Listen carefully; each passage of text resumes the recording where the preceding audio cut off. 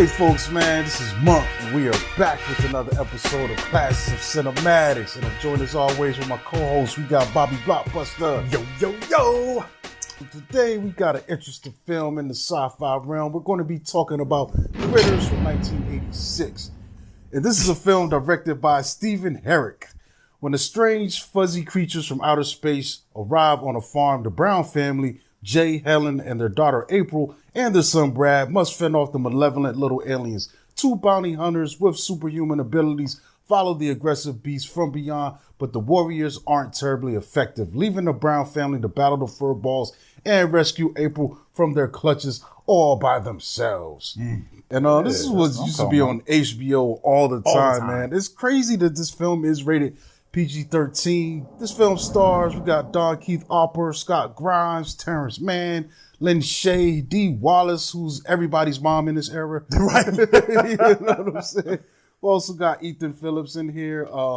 Emmett Walsh, Emmett Walsh, man. You're definitely going to recognize him when you watch this film. It's Billy Zane is also credited in this film. He is. And we've also got Billy Green Bush, a bunch of other guys, man. I think one of my favorites though is Terrence Mann as Johnny Steele. Yeah, this thing, playing one of the main aliens. Double dip the chip, Johnny Steele. Yeah. But this is a small film that takes place in a small town. You know, a relatively small cast and a relatively small budget, but I think there's some fun to be had with Critters. Absolutely. So let's get into it, man. I mean, well, first and foremost, it's an 80s paint by numbers horror comedy. You know what I'm saying? Like at this time, you know, we were getting a lot of these films, this style film. But, you know, what I like about this one is it really emphasizes the fun from the direction to the acting and everything in between. You can tell that they were having fun, not only on screen, but off screen. You know what I'm saying? And, you know, we get that same fun when we dive into this story. I mean, it's simple, you know. I like that, you know, they start this little origin with the critters. They are extraterrestrials, you know what I'm saying? And they're actually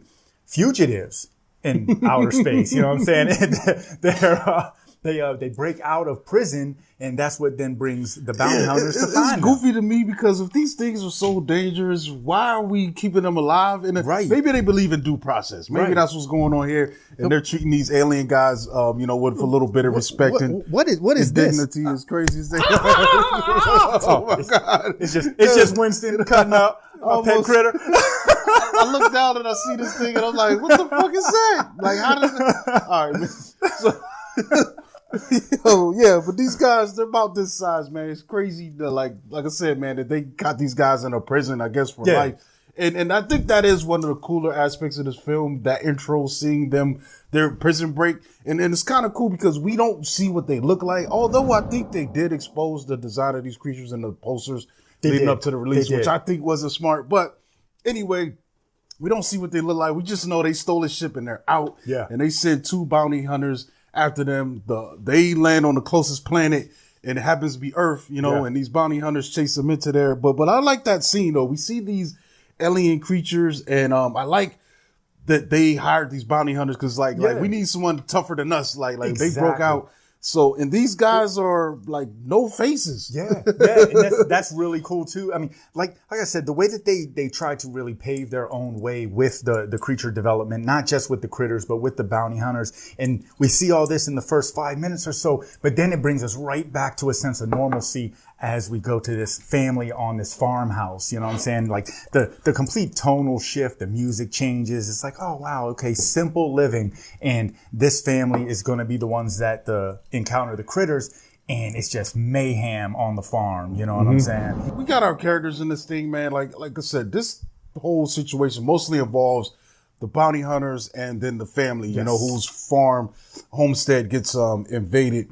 And we got some pretty cool characters here. Our main kid, what's the main kid's name? I forgot. Oh, his name is Brad, but it's played by Scott Grimes. Scott Grimes, yep. Yeah, and he's mostly our main guy that the story is told through. You know, he's probably our most active character in this, gets the most screen time. He's curious. He's got a friend played by Charlie. Charlie seems to be a little slow, with it. Well, the thing is that Brad, he's the only one in the house that actually can fight back with the critters. That does a good job because he's a farmhouse menace, knows how to build firecrackers on his own and everything. And Charlie, played by Don Opper, he's the town drunk. And he's a bag full of can't get right, and he starts to kind of figure it out at the end. But between mother and father, who's Dee Wallace, like you said, the movie mama of the 80s, you thought it was like, crazy. I mean, she can't catch a break because after dealing with Cujo, she had to deal with critters, and then she's had 2 different encounters with extraterrestrials, with E.T. and the critters. But I feel bad for my man Billy Green Bush. He's plays Jay the father, because all he does is miss his bowling tournament and then get chewed on by critters. You know what I'm saying? So thank goodness for Brad, Yeah, it's funny. And it's kind of wild here that they kind of flipped this trope on his head. I mean, instead of the horny teenage son, we got the horny teenage daughter. She's a little boy crazy. So she's just out in another world as this is going on, just trying to, make out, with one of the local dudes. So that's kind of interesting that, like, it's a juxtaposition. Yeah. But you know what? Thank goodness for her curiosity and her promiscuousness, because she's the one who introduces us to Steve, the douchebag from New York, who is played by young Billy Zane. So, what is it? The dork from New York? Yeah, there you go. Steve, the dork from New York. But like you said, I definitely like Terrence Mann. He's a rock star / bounty hunter, Johnny Steele. And not only does my man have the #1 hit song, but he also is like the top flight bounty hunter in the universe. So he can take down groupies or take down critters, man, all in one swoop. So he's a cool character. Yeah, the Johnny Steele character is so crazy because he almost looks like a real dude, a little bit looking like a real. I hope he's a real dude, like a real rock star. You know what I'm saying? And like it's crazy because he's got the hair, man. And this is a wild hairband hair. It's almost like he put a whole can of holding gel, holding spray in there. As much as you shake his head, that thing don't move. Destroyed the ozone, bro. Yes, he's going. He kind of looks like a Mick Jagger in a little bit, you know what I'm saying? But that's 80s rock all the way, because like his #1 song, "Power of the Night," in this movie, he actually wrote and performed that song. Like they made a music video and everything. Like I remember when I saw this when I was a little dude, I actually was waiting to see the music video on MTV because I thought it was a real song, performed by a real rock star, and it wasn't. It was just made for the movie. Yeah. So he's a pretty cool character. Him and his bounty hunter, so I think they're cool characters. They got a little bit of banter. I kind of wish we got a little bit more with them, but they're kind of these stoic characters that don't have a lot of words. They don't even communicate really with each other. It's just a look like. Yeah, they just asked everybody one question. Like, it could have gave us a little bit more for audience. They just come in the room and be like, "Where's the crates? Where's the crates?" I definitely would have liked a little bit more insight into, just them and how they do stuff, and maybe a little bit, if we could have got a little deeper look into the structure of them being bounty hunters in space. I like the mystery, though. You know what I'm saying? Like, that kind of works for me, because at the beginning, when the warden of the prison that the critters break out from, he, like, after he hires them for their services, he's like, "Don't go messing up everything like you did last time. Don't ruin this planet and stuff." So, I mean, we get the feeling that they are kind of rogue in their craft, and they are really good at what they do. So it works for the dynamic. The monsters themselves are interesting, man. They're almost like little fur balls, like something you found on your couch, but like times 10, man, with teeth and they've got crazy adaptations, man. One of the aspects of their movement I like is how they just roll up into a ball and get out like like Sonic the Hedgehog. That is a Sonic. Yes, it's like Sonic the Hedgehog. But another thing that I like about them too is that they shoot these numbing tranquilizers at you, so they don't just chew you up. It's almost like how like a spider will numb you up before it eats you or something like that. Yeah, they can knock you out. So much larger animals. Like I think one of them, man, is going to be tough, but you could probably serve them. But when they come with those numbers, like they do with the dad, like he would have been fine if he's just fighting that one. But like 3 of them jumped him at the same time, and it was like, man, he barely got up out of there with his life. That's what I'm saying. Especially if one of them numb you up, and then you got another one hitting your knees or something. You're like, oh man, then the rest of the other 2 jump on you when you get low. Yeah, they're very dangerous, and they multiply pretty fast, apparently. So this is why it's important to take care of these guys before they get out and eradicate them, man, which is wild, man. And of course, yet again, the bounty hunters, they're told you got to get to them before they start feeding, because then apparently there are a couple of them that the more they eat, the more they consume, the bigger they grow. Because there is this one big giant one. I guess he's the one that ate the cow.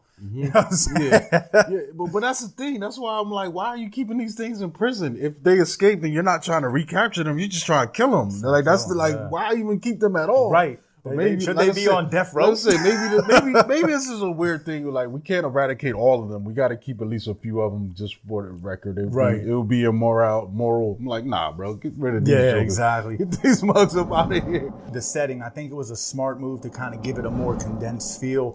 Just focusing mainly on this farmhouse and what the critters are doing at the farmhouse, because we don't really see much of the city outside of, when the bounty hunters are spot checking, trying to find the critters, and then they make their way to the farmhouse. And I don't think they got a budget to show us what that looks like, at least at this point. And I don't know if ever, to be honest, because these films, they were popular. They did make some cash. They were made on the cheap, but to get to the point where we've got like a Walking Dead level, thousands of critters in one scene type, I don't know if it would ever get to that. For 86 coming in on a $3 million budget, I mean, that's good, but and then the fact that it pulled back 13.2, that's good. It was profitable, you know what I'm saying? For this to be advertised as New Line Cinema's answer to Gremlins, you know what I'm saying? Even though, like I said, we might as well just address the elephant in the room.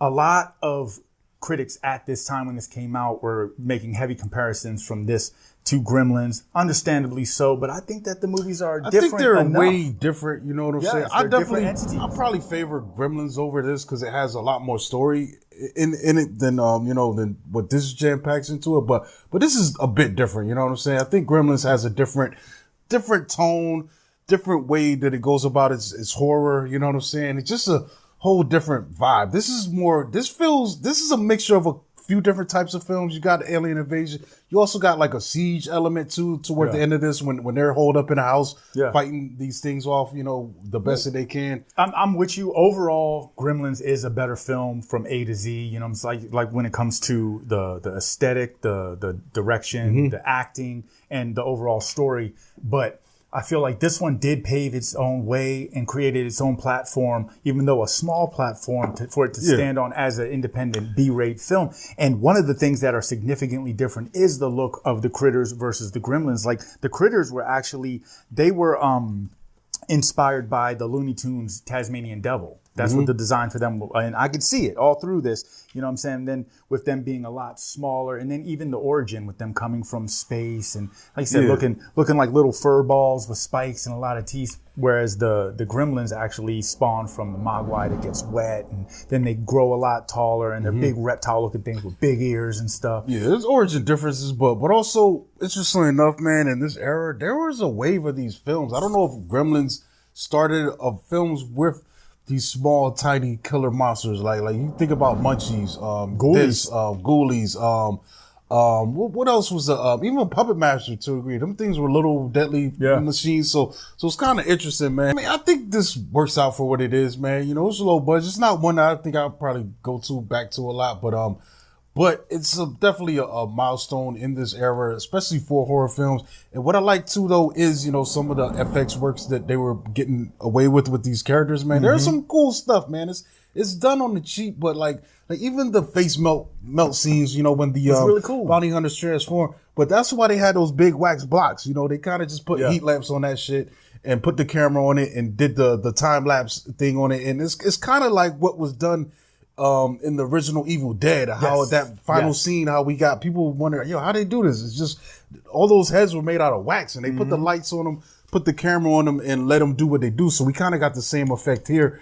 And even some of the space stuff, it doesn't hold up a great, but I think the imagination of it is really dope. The flying scenes are a little wonky, but the interiors of the spaceships, the aliens we meet in this prison system, they've all got different forms and different shapes. Almost reminded me of Dune a little bit. And the bar scene in Star Wars. Yeah. You know what I mean? Yeah, and the interior of the ships, kind of got like an alien feel. Like they feel real industrial, but also dank and humid, you know, and like they got the spacey hologram things going on. You get the sense that these people that are living in this world, they're just workers. They don't really care about the sanitation of this place. And it's not like what we see in Ripley's on the Nostromo, which is a little bit more orderly, you know, even though it is industrial too, but it looks like they keep the thing to a standard of sanitation. You know? Ain't nobody in the crew picking up a mop in Critters. But, you know, also with the special effects,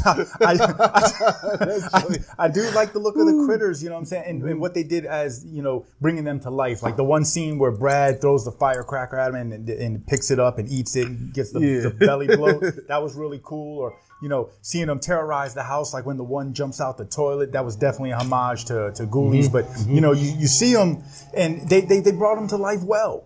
You know what I'm saying? And then, you know, what I also like is that this film was successful enough that it spawned 5 extra films and a TV series. So we had Critters 2 that came out in 88, Critters 3 in 91, and Critters 4 in 92, which was actually probably the most money spent of all the films. Because, I mean, with this cast, they also had Angela Bassett was in it. And then you also had Brad Dourif on top of the return of Terrence Mann, Don Opper, and that was it. But it was pretty cool. Like I watched that one, and it kind of had like the Alien vibe. You know what I'm saying? It felt like Alien 1 all over, which I like that for this to be such a B-rate film with a simple story, plot, and premise, that they kept it cohesive, you know, where the first one, the critters start from the space atmosphere, then they come terrorize the town. The second one, it brings it back to the town. They now, instead of terrorizing the farmhouse, they actually terrorize the whole town. So everyone's fully aware that the Krites exist. The third one, you see that Charlie is out there as a hermit. You know what I'm saying? And because he ended up being a bounty hunter in the second one, rolling with Johnny Steele and the other dude. And so he actually called him? Yeah. In the second one, like at the end of the first one, he runs after him like, yo, y'all need some help. In the second one, he's full on bounty hunter mode. And one of the bounty hunters gives him a device. He's like, call me sometime. So he's rocking with him in the second one. In the third one, they send him back to Earth. And then, you know, we focus on a different family, and, you know, the critters are terrorizing this apartment building that's about to be condemned. And then from that, they take it back to space in the fourth one. So it goes full circle. You know what I mean? Yeah. That's crazy, man. Yeah.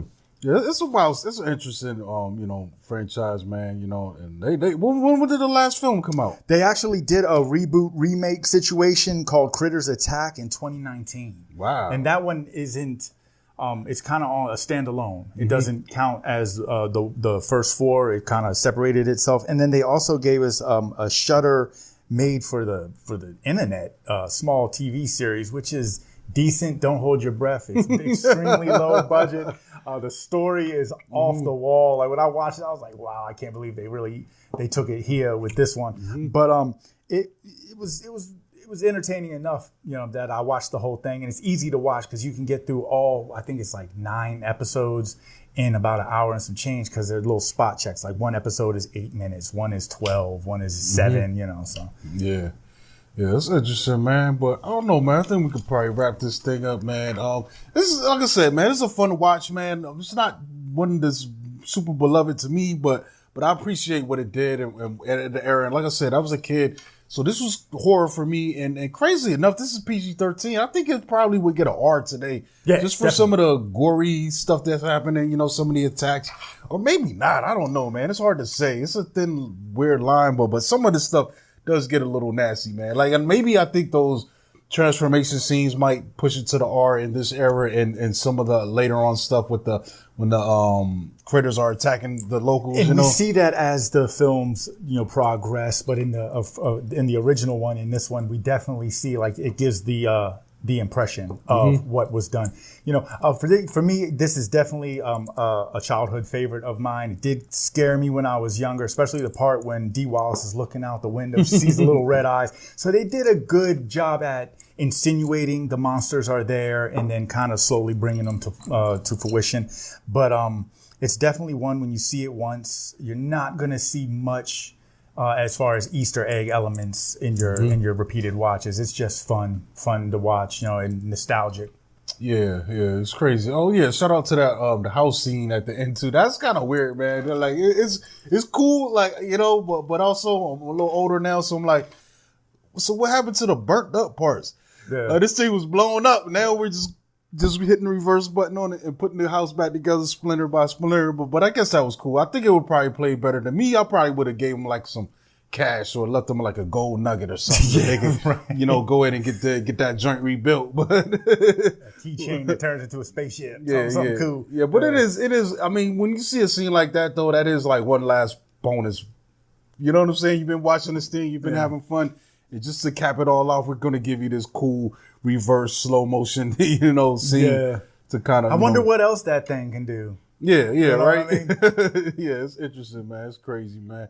But yeah, man, I would definitely say go check this out, man. If you haven't seen it, if you have seen it, rewatch it, man. Have a little bit of fun. Yeah. In your day. And like you said, man, it's not a film that wastes time, man. There's a lot of ground that it covers in a short amount of time, And it's free stream on Tubi, Critters Part 1, and all 4 of them, plus the short TV series, is all free streaming on Plex. Yeah, Tubi don't play, bro. And Plex, It's easy to watch. It's easy to find and entertaining enough. Yeah, definitely, folks. But I think that's it, man. We're going to catch y'all next time, man. This has been Monk.